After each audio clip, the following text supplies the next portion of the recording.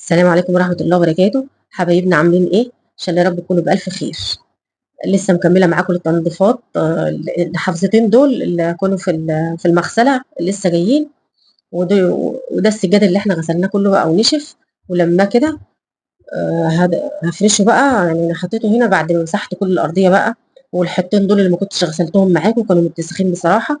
عملتهم قوي، يعني نضفتهم قوي هنا. وكبيت مية عليهم كده لأنهم قدام الحمام، بقيت أشد على الحمام. وبس بقى كده هافرش بقى الطرقة، السجادة دي اللي باحطها قدام باب الشقة كده. وهنا بقى في واحدة طويلة، يوسف بيفرش معايا. عايزة أقول لكم السجاد منور، منور بمعنى الكلمة يا جماعة، والله نضيف والأرضية نضيفة. بجد أنا مش ندمانة إن أنا تعبت شوية، بس مش مشكلة. السجاد منور والأرضية منورة والشقة النضافة باينة عليها. يعني لو مشيت عليها بالمكنسة كده هتنور أكتر ما هي منورة. أنا ما باحبش يا جماعة، اللي متابعني عارف إن أنا يعني شهرين بالكتير وبغسل السجاد. ما فيهوش أي بقعة، مش ما فيهوش أي حاجة، ما فيش حاجة ماسكة فيه. يعني أول ما باشطفه بس كده عايزة أقول لِك بينوّر، وإزاي بيبقى شكله خطير. مش مشكلة خالص نتعب شوية، بس بجد بيدّي نضافة للشقة وريحة حلوة. وما فيش ريحة كمكمة كده ولا أي حاجة، جميل. بس كده بقى إيه، فرشنا كله بقى. دي الحتة اللي أنا باقول لكم عليها، دي الطويلة حاطة مشّايتين هنا قدّام المطبخ. ودي القصيرة قمت رايحة على الreception. يعني السجاد مش كامل أوي، بس عقبال ما إيه، هاجيب حاجة في حاجة كده بقى إن شاء الله. طقم التوابل ده بقى كنت جايباه أونلاين كده، مسكته غسلته، وأنا كنت مصورة لكم والله وأنا بافتح الأوردر وكده. بس اتمسحت بقى الحتة دي، يعني أنا كنت غاسلة معاكم الطقم أصلًا وحطيته بقى على منديلين كده. وسِبته للصبح كان نشف براحته بقى. وجبت بالمَج ده تاني معاكم وجميل بصراحة.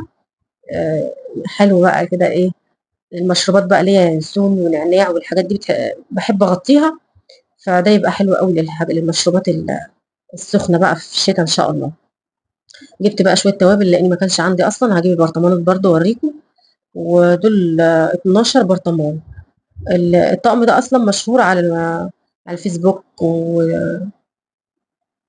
بصراحة يعني. إزازه جميل أوي وغطا بتاعه حابك وجميل.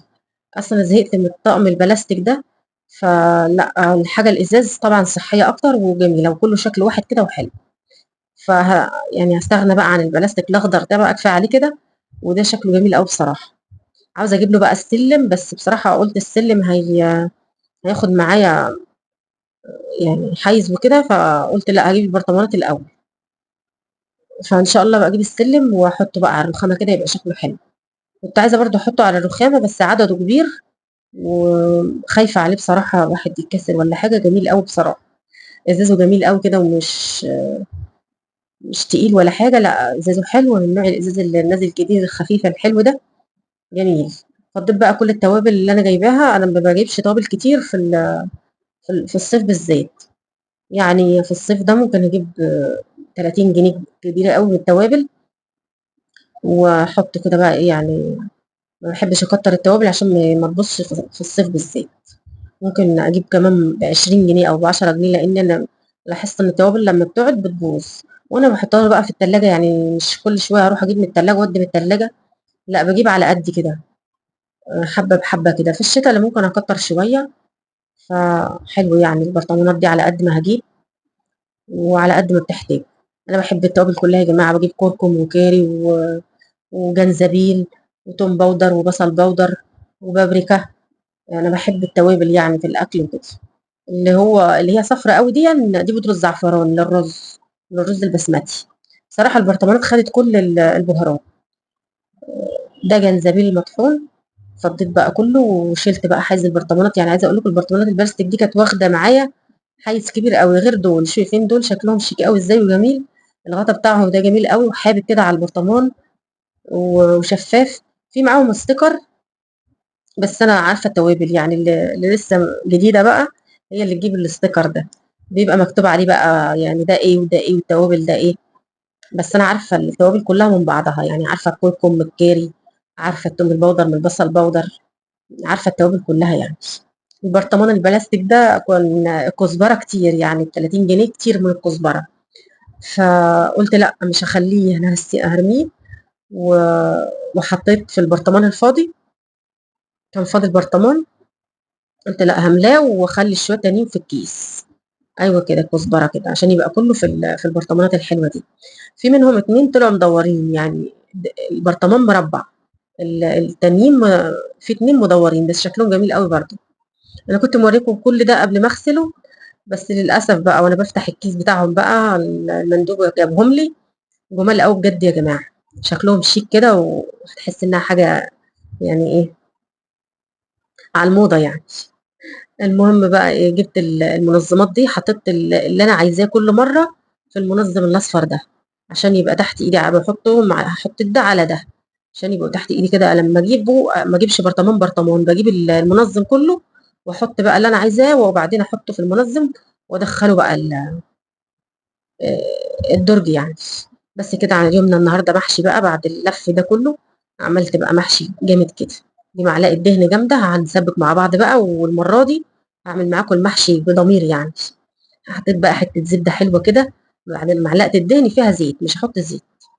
وحطيت بقى مع حته زبده حلوه، انا بحب المحشي بالزبده. وهخرط بقى البصل على ايدي كده. دول 4 بصلات يعني مش كبار قوي. بحب اخرطه على ايدي. شايفين يا جماعه مخلل الزيتون؟ كل مره بقول لكم الزيتون جميل بصراحه. عايزه افتح عليه يعني، هو كده بقاله شهر. ممكن افتح عليه كده واشوفه يعني. انا شايفه شكله من بره حاسه ان هو يعني حلو ما اعرفش. ابقى افتح عليه واشوف. بس كده بعمل الطماطم بقى. انا بحب اشيل بوز الطماطم ده ربما يكون فيه اي حاجه، فبقطعها كده واشيل بوزها كده. وهنعمل بقى التسبيكه مع بعض. عايزه اقول لكم كان يومين بتوع التنظيف، لسه فاضل بقى المطبخ. عندي الشفاط وعندي المطبخ عاوز يتمسح من بره، والبوتاجاز، وتحت الحوض كده وتحت الغساله. لا برضو في شويه شغل حلوين المطبخ. ان شاء الله بقى ايه اعمل لكم فيديو حلو كده في المطبخ تقوموا تتنشطوا بيه كده وتخلصوا الشقه. عايزه اقول لكم تنظيف الشقه خطير. حطيت بقى الطماطم بعد ما البصل اصفرت، وحطيت رشه سكر ورشه ملح. بس كده وغطي الحله بقى. والحله دي انا هحط فيها بطايه مطلعها كده وعصر عليها ليمون وجنزبيل مطحون وشطفتها. وهسقطها بقى في الميه واحط معاها بصلايه واحط معاها لورا، واحط شويه كمون وفصين من الحبهان بفركهم كده بايدي. بضغط عليهم كده يتكسروا وبحطهم بس اتنين بس. بس كده يا جماعه وشويه كمون حلوين بقى كده واسيبها تعيش مع نفسها بقى كده وتستوي. او قبل ما البطايه كمان التسبيكه تتعمل كنت انا قورت بقى البدنجان والكوسه ونضفت الخضره كل ده وانا قاعده بره. هجيب بقى اغسل الخضره واغسل الكوسه قبل ما التسبيكه كده. التسبيكه اتسبكت اصلا يعني. كل حاجه بنظام كده يا جماعه. يعني بسبك الاول عشان التسبيكه هتاخد وقت. وكمان كنت مطلعه البطايه وحاطه فيها حطها في ميه وجنزبيل. قبل ما سبكت كانت الميه غلت وحطيت البطايه تستوي. ورحت بقى قورت البرنجان وشربنا كوبايه شاي. وجيت بقى ايه، لقيت التسبيكه اتسبكت وكمان البطايه غلت كده يعني. هوطي عليها النار وهحشي بقى. قبل ما اخلص محشي هزيد بقى الايه، المحشي. والبطايه تكون استوت هحمرها. شايفين بقى انا بمشي بالترتيب ده على فكره. كل حاجه قلتها لكم كده بالنظام. شايفين زي ما قلت لكم التسبيكه اتسبكت والبطايه شايفين داخله على سوا ازاي. هحط بقى الرز. اغسل الرز كويس قوي. انا بحب بقى اغسل الحاجات دي كويس قوي. الكوسه والبدنجان بحط معاهم شويه خل. انا ما بحطش ملح يعني. في ناس بتقول لك بحط بنقعهم في ملح شويه او بحيكهم كده بالفلفل والملح. لا انا بعملش كده. زي ايام امي بقى هي اللي كانت بتعمل كده. وايام زمان كمان يعني دلوقتي ممكن ما اكونش بتعمل كده. بس لا ما بقتش اعمل كده. ممكن ازود الرز شويه التسبيكه شويه يعني ما تبقاش حادقه، تبقى محدقه يعني حاجه بسيطه كده. وبعدين وانا بسوي ممكن ارش على وش الكوسه رشه ملح يعني خفيفه خالص كده. بس بيطلع معايا مظبوط وجامد. اللي بيحيكوا بقى وبينقعوا بملح كله ده يعني ايه، صح برضو مش غلط. المهم بقى اصفي الرز كويس قوي. انا بحب اغسله كويس قوي وميبقاش فيه ميه بيضه يعني. احط بقى على الطماطم واشوحه واحط البهارات الاول. احط كزبره وكمون وفلفل والملح. بس كده ده كل اللي في المحشي. لان انا حاطه معلقه دهنه حلوه وحاطه حته برضو زبده كبيره شويه مش مشكله لان المحشي هو كده. والمحشي بيحب يتحبش كده. اشوح بقى الرز شويه وبعدين احط الخضره وهتشوفوا تسبيكة المحشي يعني خلطة الرز في الآخر خطيرة. وهنحشي بقى. أنا على طول باعمل الرز على قد الكوسة أو الباذنجان، بس فاض مني شوية. تاني يوم بقى بصراحة جبت كرنبة، بس ما صورتوش معاكم. جبت كرنباية وجبت ملوخية وعملت لهم بقى تاني، يعني كفى معانا يومين بالشوربة بقى اللي فاضلة. بس كده يا جماعة، ما تنسوش بقى تصلوا على سيدنا محمد وتحطوا لي لايك للفيديو واشتراك للقناة، وتقولوا لي رأيكم بقى في الفيديوهات اللي انتوا ايه مش عايزين تدعمونا كده وتحطوا لنا لايكات فيها. بس كده شايفين خلطة المحشي عاملة ازاي؟ كله بقى نزل معايا كده خطيرة يا جماعة. انا سبتها شوية هنا عشان ايه؟ كانت سخنة يعني سخنة. انا بحب اشوح الرز كويس قوي. بس كده جيت برضو وهي سخنة لسه. بس حشيت بقى يعني عادي. ما بملى يعني بملى الكوسة والبتنجانة بس ما يدكش. اول ما بيدخل معايا كده خلاص عشان الرز يستوي. لو دكيتي قوي مش هتستوي اصلا، والرز كل ده هيفرقع منك، يعني الكوسه هتفرقع والبتنجان هتفرقع الفلفل هيفرقع.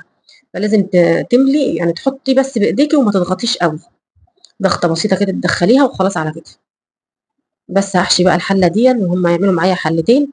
زي ما قلت لكم عملت جنبها بقى تاني يوم كرنبايه مع الشويه اللي فاضوا في الحله دول وملوخيه.